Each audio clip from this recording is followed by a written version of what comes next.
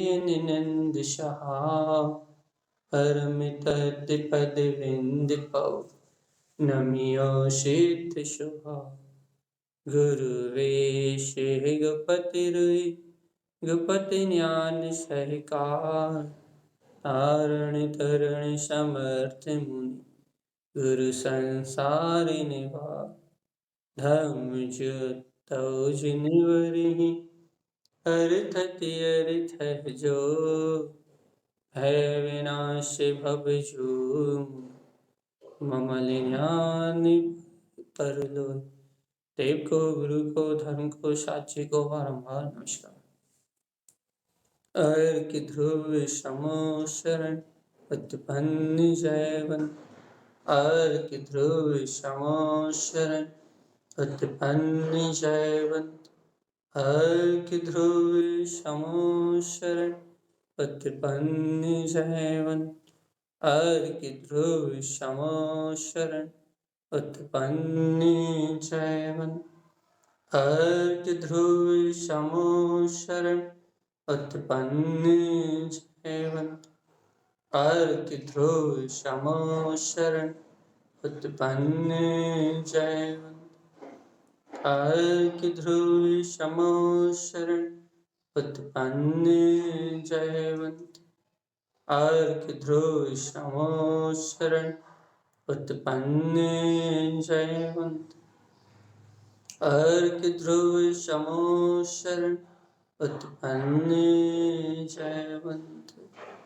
बोलिए आचार्य भव शत्रु संत तारण त्रमलाचार्य जी महाराज की जय। चलिए अपन आज के विषय में यदि आप कुछ पूछना चाहे तो पूछ सकते हैं। अनीता जैन दमा, बोलिए, आपका रेस हैंड। अनीता जी को अनम्यूट करो भाई।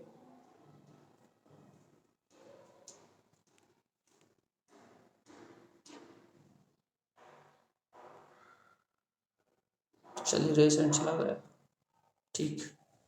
तो अपने लिए भैया आज की चर्चा का विषय अपन क्या लें कि जीव के परिणमन की धारा को अलग जानो और जीव की अंतर की धारा को अलग जानो। इतना अपने को अंतर में बोध होना चाहिए कि जीव का बाहर होने वाला परिणमन एकदम अलग है और जीव के अंतर में होने वाला ज्ञान को एकदम अलग है। अब देखो, यहाँ जीव को सम्यक दर्शन होते ही, आत्म दर्शन होते ही, सम्यक श्रद्धान होते ही और राजा श्रेणी को छायक सम्यक दृष्टि हुई। तो ये नियम ही है भैया, छायक सम्यक दर्शन होते ही उनके ज्ञान में निर्मलता आनी ही चाहिए। ज्ञान में कैसी निर्मलता आनी चाहिए भैया? क्योंकि श्रद्धान सम्यक हुआ है तो सम्यक ज्ञान और श्रद्धान युगपत होते हैं भैया। तो श्रद्धान यदि सम्यक हुआ है और एक छायक सम्यक दर्शन हुआ है तो ये ज्ञान को सम्यक होना ही पड़ेगा, क्योंकि युगपत इनका परिणमन है। श्रद्धान और ज्ञान का परिणमन अलग अलग नहीं करा जा सकता। श्रद्धान और ज्ञान दोनों युगपत होते हैं। अब विचार करना यह है कि जब श्रद्धान और ज्ञान युगपत होते हुए एक साथ परिणमित होते हैं तो अब राजस श्रेणी को नरकों में कौन सा अवधि ज्ञान होगा भैया?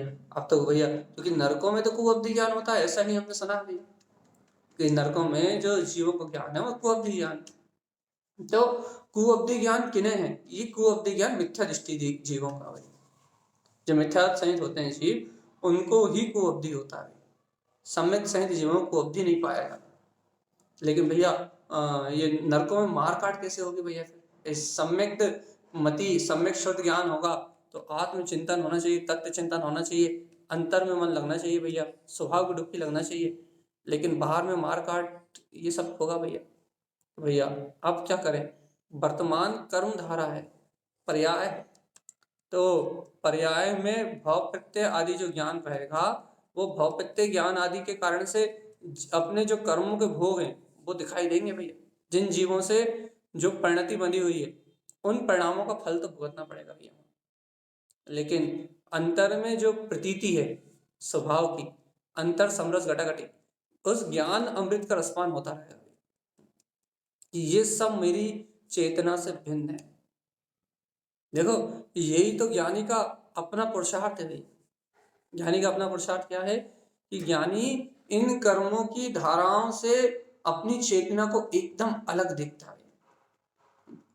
ज्ञानी इन कर्मों की अवस्थाओं से अपने आत्मा को एकदम अलग अनुभव करता है, और एकदम अलग अनुभव करने के कारण से, एकदम अलग देखने के कारण से भैया उसको देखो देखो ये तो सम्यक दर्शन की विशेषता है। उसको ये बाहर का चलता हुआ सारा परिणाम ही भिन्न जानने में आता है।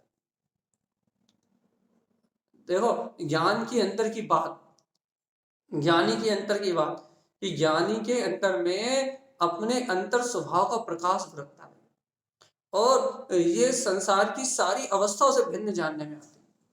राजा शनिक को छायिक सम्यक दर्शन कब हो गया था भैया? कहने लगे भगवान के समोषण में छायिक सम्यक दर्शन, भगवान के महावीर भगवान के पादमूल में छायिक सम्यक दर्शन लेके आ गए। तो बताओ जब वो छायिक सम्यक दर्शन लेके आ गए, 60,000 प्रश्न जिन्होंने भगवान महावीर से करे हो, पितमान योग का पूरा जन्म जिनके प्रश्नों से हुआ हो भैया, आज जितना भी आगम में जो कुछ भी मिलता है भैया वो बहुत कुछ राजा शनिक के प्रश्नों के थे। तो जिनका पूरा ज्ञान में पूरा आगम जिनने महावीर से सुना हो, जिन्होंने पूरा उपदेश महावीर भगवान से सुना हो, क्या आप उस राजा शनिक की कल्पना कर सकते हो? क्या उस राजा शनिक को ऐसी कुबुद्धि उत्पन्न हो सकती है क्या कि मैं आत्महत्या कर लूं? हो सकती है क्या? क्या नहीं हो सकती?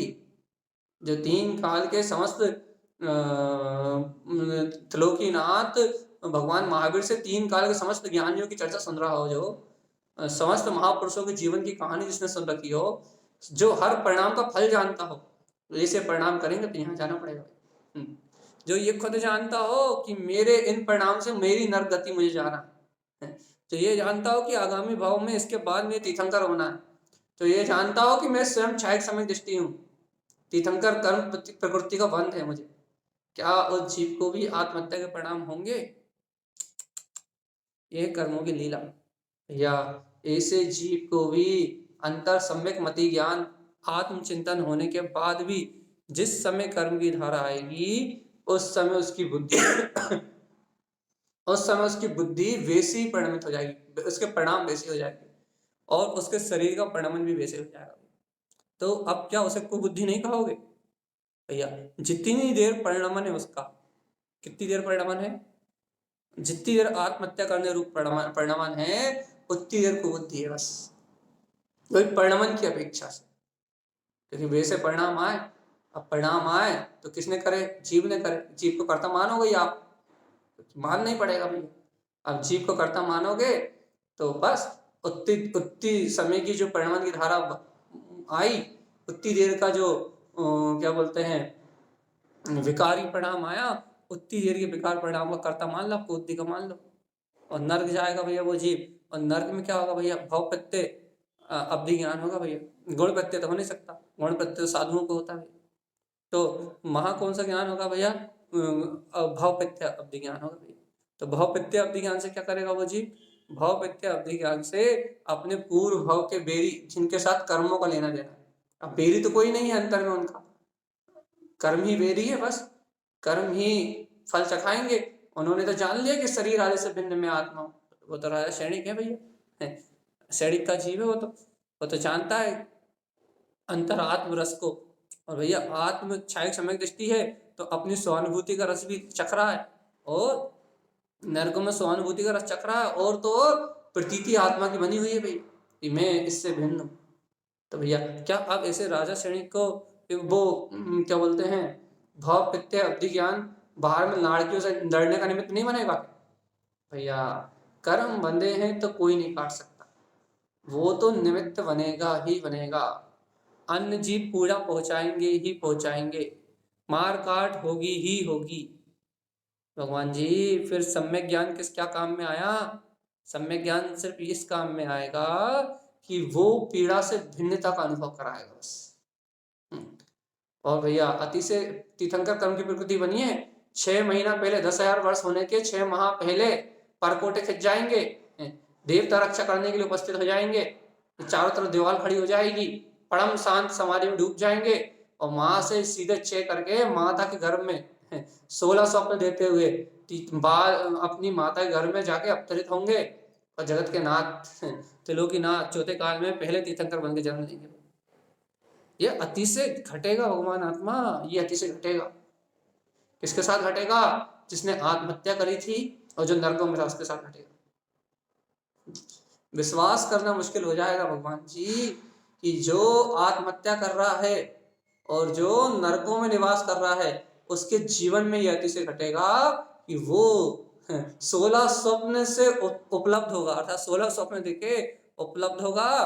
तो भैया जिसे इतने दुख हो रहे हैं वो तीर्थंकर तीनों लोगों के सर्वश्रेष्ठ पुण्य का धारी, जिनके पांव में कांटा भी नहीं चुभेगा पूरे जीवन काल में, जिन्हें कष्ट नाम की कोई व्याधि नहीं होगी, कोई व्याधि नहीं होगी। रोग शोक पीड़ा भूख प्यास पसीना मल मूत्र सब दोषों से रहित अरिहंत हो जाएगा भगवान जी। तीर्थंकर को बालकपन से बचपन से ही ये मलमूत्र आदि की कोई समस्या नहीं है।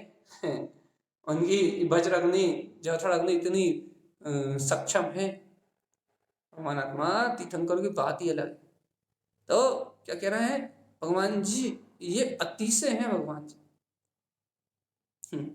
भैया अभी नरकों की वेदना देखो, अभी भी भवपित्य अवधि ज्ञान है। कब? जब वो नरकों में है। और तीर्थंकर होंगे तो भी भवपित्य अवधि ज्ञान होगा। अब नरकों में जो भवपित्य अवधि ज्ञान है उसका उपयोग तो वो शायद कर भी रहे हो, थोड़ा बहुत भाव आ रहे हो कि कौन पीड़ा दे रहा है, क्यों पीड़ा दे रहा है, ये जानने के लिए भवपित्य अवधि ज्ञान का उपयोग कर भी रहा है।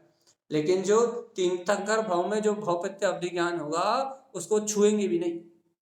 बचपन से भवपित्य अवधि ज्ञान, लेकिन उसका उपयोग नहीं करते तीर्थंकर, बचपन से ही नहीं करते। और बचपन से बिना उसके उपयोग के उनकी प्रज्ञा, उनका पुण्य, उनका तेज, उनका बल, उनका वीर इतना प्रबल होता है कि माँ के गर्भ से ही तत्व चर्चा करते हैं भैया। जो 56 कुमारी देवियां आदि आदि आती हैं, 72 कुमारी देवियां आदि आदि वो आती हैं तो भगवान बाल तीर्थंकर से तत्व चर्चा करती हैं। माँ के मुखारविंद से वो देश ना फिरती है भैया। देखो अभी कुबुद्धि आत्महत्या करने की, और फिर माँ के घर में आएंगे तो माँ तत्व चर्चा करेगी और माँ को खुद नहीं पता कि कहाँ से कर रही है। जी क्या है भगवान आत्मा, क्या है ये सब? त्रिकाली की महिमा है भगवान जी। आत्मा की महिमा है। वो त्रिकाली प्रभु जहां जो चाहे वो कर दे, जहां जैसी करना बरसाना वैसी बरसा दे, जहां जैसा अति से बरसाना वहां वैसा अति से बरसा दे। उसका पर्याय परिणमन से कोई संबंध नहीं है भगवान जी।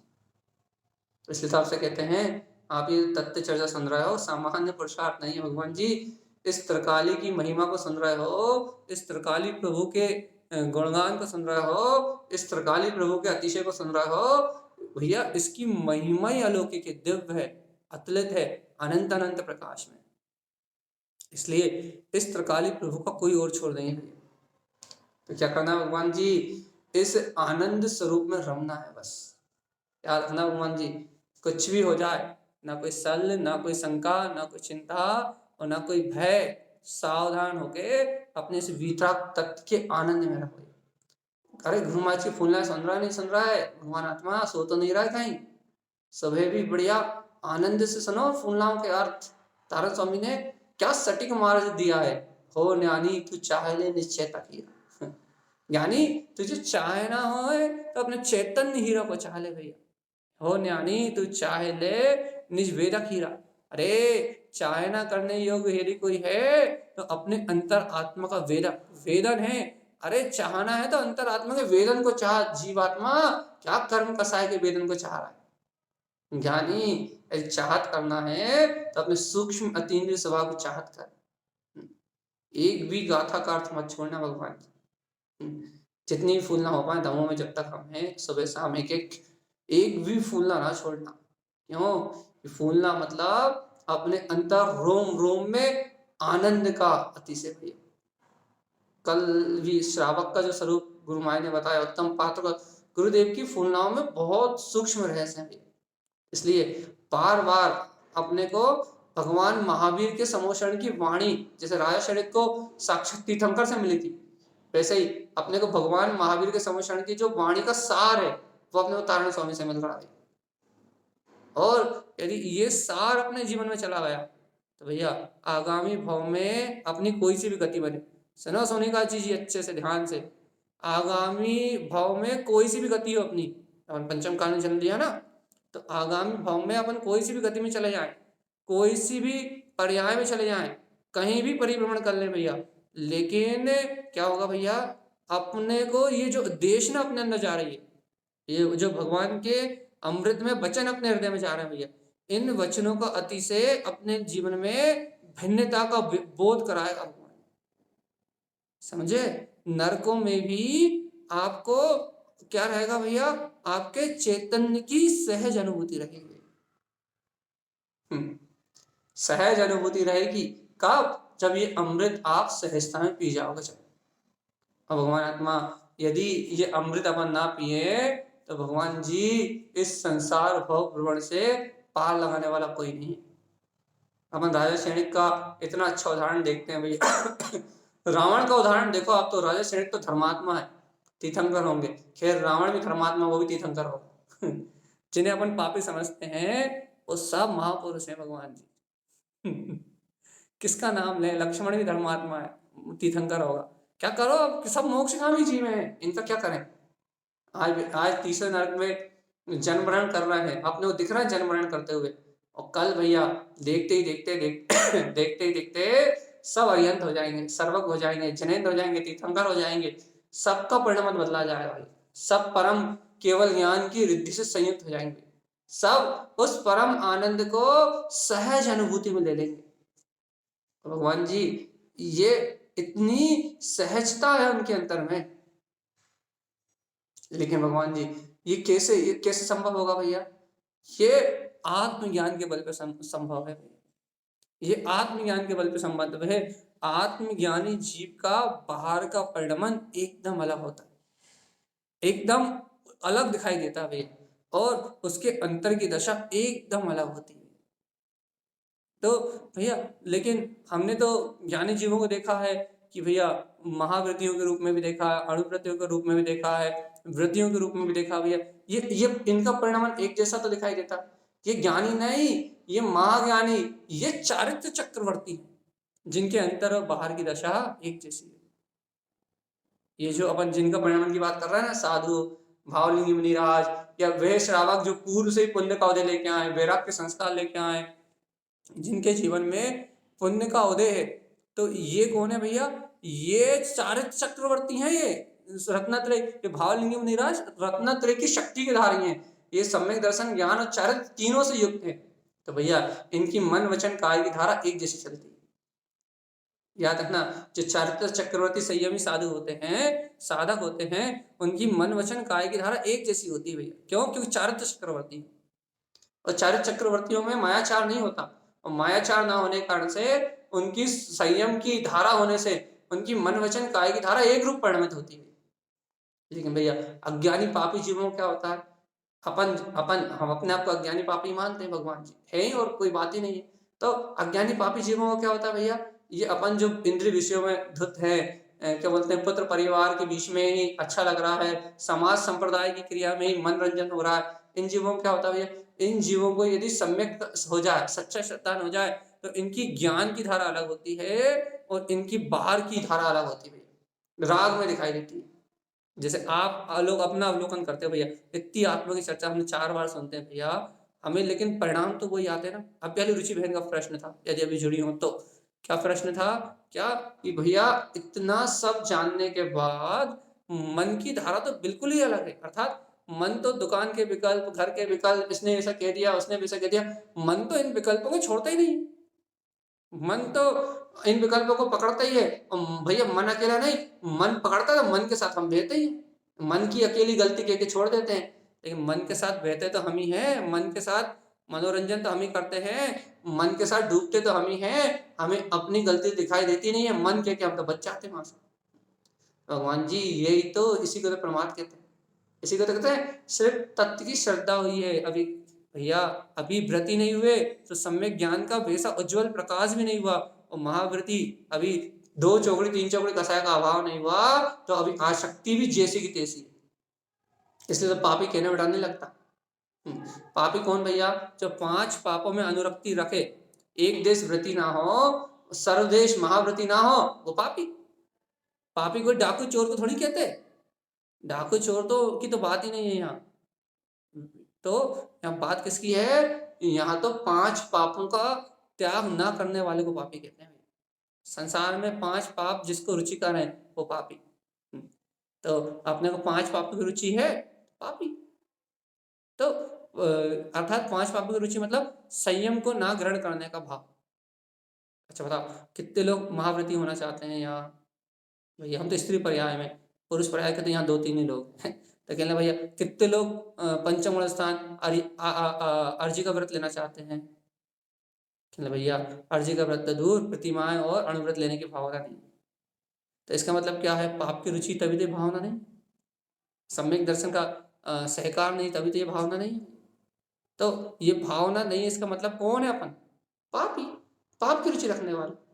अब भगवान आत्मा जब तक इस प्रकार से पाप की रुचि अपने जीवन में है तब तक क्या है, तब तक भगवान जी अपन संयम की चर्चा तो कर रहे हैं, सम्यक की चर्चा तो कर रहे हैं, लेकिन अभी वो बोध नहीं आ रहा।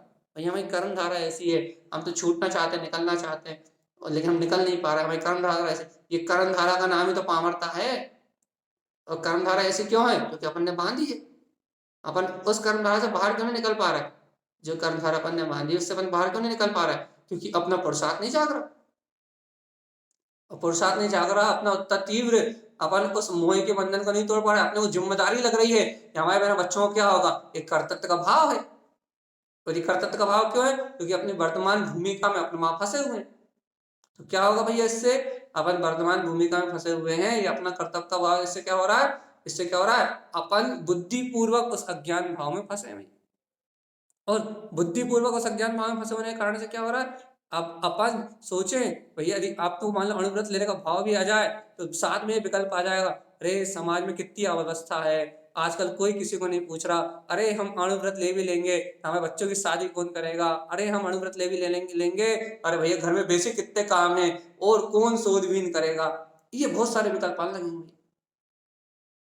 क्यों आने लगेंगे भैया? भैया अभी शादी में भी जाना पड़ता है, पार्टी में भी जाना पड़ता है, व्यवहार भी निभाना पड़ता है, समाज के बीच में भी रहना पड़ता है। ये अनंत राग की धाराएं आके सामने खड़ी हो जाएंगी तुरंत। और अपन क्या कहते हैं, भैया कर्म धारा ऐसी है इसलिए ले नहीं पा रहा। कर्म धारा नहीं है, राग का परिणाम पाप की रुचि है। भगवान आत्मा पाप की रुचि है, मान जाओ अभी भी। अपने आप को साहूकार मत मानो, पापी ही मानो अभी। जब तक एक देश संयम ग्रहण करने के भाव नहीं आए, वृत्ति जीवन संयम में ना हो, तब तक अपने आप को पापी मानना, सम्यक दृष्टि मान लेना कोई दिक्कत नहीं है, लेकिन सम्यक दृष्टि पापी हो सकता है। अर्थात अभी उसके जीवन में आवृत है जब तक, तब तक उसको पाप की रुचि है। और भैया जिस दिन आपकी इस पाप की रुचि खत्म हो जाए, इंद्रिय विषय की रुचि खत्म हो जाए और आपको आत्म प्रतीति अच्छी लगने लगे और ये मन वचन काय के विकारों का, ये पाप की रुचि का अभाव हो जाए, अरे संयम लेने की भावना भी दिन रात होने लगे, उस दिन आप अपने आप को पापी कहना बंद कर देना। एक देश संयम की भावना आ जाए आपके अंदर में तो भाई समझ लेना अब हमारा 2 चौकड़ी कसाय का अभाव हो चुका है। हमारे अंतर की आसक्ति, अनंतर मंदी की आसक्ति, अप्रत्याख्यान कसाय की आसक्ति टूट चुकी है। अब हम संयम के योग्य हैं। अब पापी मत कहो अपने आप को, कह ही नहीं, हो ही नहीं तो कहोगे काय के लिए। इसलिए भगवान आत्मा अपनी सावधानी रखना है। क्या सावधानी रखना है? इस जीवन को संयम में बनाने का अभ्यास करना है। तो ये प्रश्न क्या था, राजा शरीर को कौन सा ज्ञान है वर्तमान में? भव प्रत्यय अवधि ज्ञान। क्या कर रहा है वो? भैया पूर्व भवों के फल को, कर्मों के फल को जान रहा है। अंतर में क्या कर रहा है? मति ज्ञान, सम्यक मति शुद्ध ज्ञान से अलंकृत है। क्या कर रहा है वो? पर्याय से भिन्न अपने ज्ञान अमृत का पान कर रहा है। दोनों काम एक साथ भैया, परिणमन का काम, मार काट का काम, दुख भोगने का काम पर्याय में पर्याय कर रही है, और अंतर ज्ञायक रहने का काम, इस पर्याय से भिन्न रखने का काम, और अपने अंतर स्वभाव के अनुभव का काम अंतर हो रहा है। अंदर वाला अंदर का काम कर रहा है, बाहर वाला बाहर का काम कर रहा है। अंदर बाहर में असमानता देखी जाती ज्ञानी के जीवन में। भैया देखो, एक अज्ञानी के जीवन में अंतर बाहर में असमानता देखी जाती है, उसके पूरे जीवन में असमानता है। मन में कुछ सोचता है, बाहर में कुछ करता है, और मीठी वाणी और कुछ ही बोलता है। अज्ञानी तो पूरा मायाचार है। ज्ञानी के अंदर में ये 2 धाराएं क्यों देखी जा रही है? भैया ज्ञानी के अंदर में, सम्यक दृष्टि के अंदर में दो धाराएं नियम से होती हैं, एक ज्ञान धारा और दूसरी कर्म धारा। आई बात पकड़ में? ज्ञानी के जीवन में दो धाराएं होती हैं, कर्म की धारा रूप परिणमन उसका बाहर होता है और ज्ञान की धारा रूप परिणमन उसका अंदर होता है।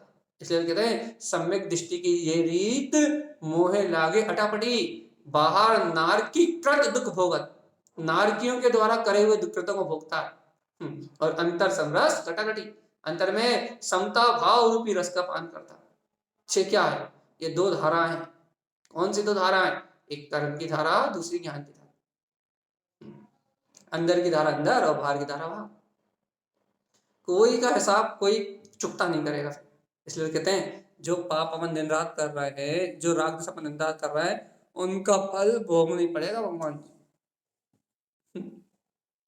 कभी आप कहते भैया ज्ञानी कर्मों को फल को नहीं भोगता, तो भगवान जी ज्ञानी उन कर्म उदय से भिन्न रहता है, इस अपेक्षा से कर्म फल नहीं भोगता, लेकिन संयोग में तो कर्म फल चलते हैं। भैया ज्ञानी कर्मों को क्षय भी तो करता है, तो भगवान जी साधु होना पड़ेगा बेटा, बिना साधु हुए कर्म क्षय नहीं होते। इसलिए बिना आत्म ध्यान के, बिना साधना के, बिना संयम के कर्मों का नाश नहीं होगा। क्या करें? ऐसे कर्म ही मत करो जो भोगना पड़े। तो क्या चाहते हैं अपन? आप क्या चाहते हो भैया? हम कुछ नहीं चाहते, हम ये चाहते हैं कि हमारी दृष्टि हमारे अंतर में लग जाए तो अपन पाप से बच जाओ। दुनिया को सलाह क्यों बांट रहे हो? ये देखो अब यहाँ बैठे हैं अपन, तो चर्चा तो करनी पड़ेगी।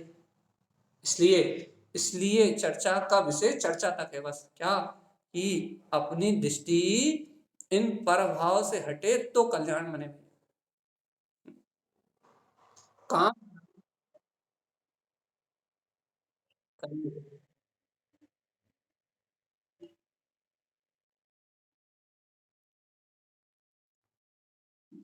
हमने कहा तो भैया संयम और तप, और श्रावक के जीवन में तप की शुरुआत है, सिर्फ शुरुआत है। लेकिन लेकिन श्रावक, अरे भगवान जी सुनो तो, सम्यक दृष्टि श्रावक के जीवन में तप का अंश है, शुरुआत है। सम्यक तप तो वीतरागी भावलिंगी साधुओं को ही होता है मात्र। सम्यक दर्शन ज्ञान के साथ सम्यक, तो श्रावक अपनी शक्ति अपेक्षा से तप करता है, जो उपवास आदि, व्रत आदि, संयम आदि का जो भाव करता है, इससे बिल्कुल नॉर्मली निजरा होती। निजरा तो होती है, हम तो झड़ते हैं। हमने तो क्या कहा? आप आप हमने क्या कहा? पुण्य आश्रव होता है, कर्म झड़ते नहीं। अशुभ कर्म झड़ते हैं, पुण्य का तीव्र आश्रव होता है। और कर्म झड़ना कब कहेंगे? जब शुभ अशुभ दोनों झड़े, शुभ अशुभ दोनों का निरोध हो। और श्रावक को क्या होता है? अशुभ का निरोध होता है और शुभ का आश्रय होता है। आई बात समझ में? आप स्वाध्याय कर रहे हो तो पूर्व भव के 600-700 सागर के अशुभ कर्म झड़ते हैं, पूर्व भवों के बंधन झड़ते हैं, लेकिन आगामी भव में पुण्य की बेहतरीन व्यवस्थाएं बनती हैं। पुण्य आश्रय होता है लगातार। कर्म जब भी रुकते हैं जब निर्विकल्पता, और निर्विकल्पता होती है समाधि की दशा में, साधु दशा में। तो भैया ये सब विचार करने योग्य प्रश्न है। अपने अपने को इन सब बातों का विचार करते हुए अपने जीवन के कल्याण की ओर लेके जाना है। कि म्यूट खोल के क्यों बात कर रहे हो आप, ये बताओ? दिख भी रहा है, वीडियो भी खुला है, म्यूट भी खुला है आपका। तो यहाँ क्या बोलते हैं, अपनी जो चर्चा चल रही है वो अपने कल्याण की चल रही है। अब यदि अपने को अपना कल्याण करना है तो भगवान जी अंतर की ओर दृष्टि घुमा लो। सही कह रहे हैं हम आपसे? इतना आगम सुनने के बाद, इतनी आगम की बात समझने के बाद, यदि आप अपनी दृष्टि अपने अंतरात्मा की ओर नहीं घुमा पा रहे, तो भगवान जी ये समझ लो कि अपने साथ छल करने की तैयारी है। भैया हमें इंद्रिय विषय कसाय नहीं छोड़ रहे। लोग कहते हैं हमसे, बहुत फोन आते हैं, बहुत लोगों की जिज्ञासाएं आती हैं, आप लोग तो प्रश्न पूछते नहीं हैं चर्चा में, तो फिर की हम ही कम से कम 10 प्रश्न उठा के आपको 10 प्रश्नों के जवाब तो कम से कम दे ही देते हैं। क्योंकि आप लोगों की शंकाएं, लेकिन आपकी शर्म के साथ आपकी शंकाएं हैं जो आपके मन से बाहर नहीं निकलती। अब उनके वो प्रश्न भी हम ही उठाते हैं, जवाब भी हम ही आपको देते हैं। लोग कहते हैं कि भैया क्या करें, इस भूमिका में नहीं छूट पाते। भगवान जी, भूमिका अनुसार परिणाम चलेंगे, ये बात हम आपसे हजारों बार कहते हैं। और आपको इस समय मन का संयमन साधना पड़ेगा। आपको बहुत कठिन भी लगेगा, क्योंकि मन को संयमित करना बहुत कठिन लगता है। जिस चीज की रुचि हो उस चीज से रुचि हटाना बहुत कठिन लगता है। जैसे जिसे टीवी देखने की रुचि हो भैया, उससे कहो टीवी छोड़ दो, तो उसे पता लगता है कितनी मेहनत लगती है। और जिसे टीवी देखने की रुचि ना हो, जो कभी कभार देख लेता, उससे बोलो टीवी छोड़ दो, तो 1 सेकंड में छोड़ देगा। तो जिस चीज की रुचि हो वो संस्कार तोड़ने में देर लगती है भाई। जिस चीज की रुचि हो वो संस्कार तोड़ने में देर लगती है। और जिस चीज की रुचि ना हो भैया, जैसे कि हमें भैया ज्यादा अच्छा अच्छा भोजन खाने की रुचि नहीं है भैया, आप हमें सिंपल भोजन ही परस दोगे ना, तो हमें कोई दिक्कत ही नहीं। लेकिन यदि हमें मोबाइल चलाने की रुचि है, अब आप हमसे मोबाइल छुड़वा के दिखाओ भैया, तो माने हम आपको, आपने कुछ छोड़ा, मोबाइल छोड़ के बताओ, व्हाट्सएप छोड़ के दिखाओ, इंस्टाग्राम छोड़ के दिखाओ, फेसबुक छोड़ के दिखाओ। जिसकी रुचि नहीं है वो छोड़ना बहुत सरल है, लेकिन जिसकी रुचि है वो संस्कार तोड़ना बहुत मुश्किल है। और साधना इसी का नाम है कि जहां आपकी विभाव में रुचि जा रही है वहां से तोड़ना। भैया जो तोड़ लेते हैं वो मुक्त हो पाते हैं। तो अपन अपना कल्याण का मार्ग बनाए भैया, अपनी रुचि पर भाव से तोड़े। सावधान रहना अपने को इस बात में, सचेत रहना। अरे आज तो शायद मन की बात है ना, हाँ आज पार्टिसिपेट ज़्यादा मन की बात, ठीक है, हम आपको तुरंत ही छोड़ रहे हैं। तो अपने को अपनी रुचि को बदलना है भैया, रुचि अपनी तोड़ना है, पर पर्याय की ओर से अपनी दृष्टि हटाना है। और जब हम पर्याय की ओर से दृष्टि अपना हटाएंगे तब अपने कल्याण का मार्ग बनेगा। यही गुरुदेव का उपदेश है।